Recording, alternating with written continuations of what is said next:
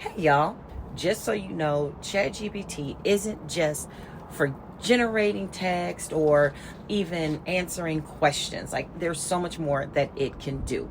It can actually plan the perfect place for you to meet up with somebody else that is like in between two destinations. So say you and your homegirl, y'all want to go ahead and meet, but you're not exactly sure where you should meet. That would be a halfway point, right?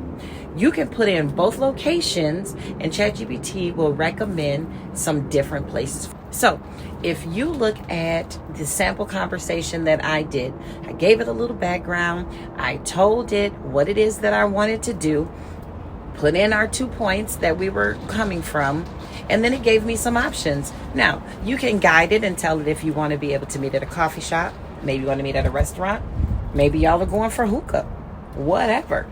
You give it the background, you tell it what you want to do, and then you allow ChatGPT to do what it does. Also, don't forget to like, share, and comment, okay? We got to keep the algorithm algorithming. See you in the next video.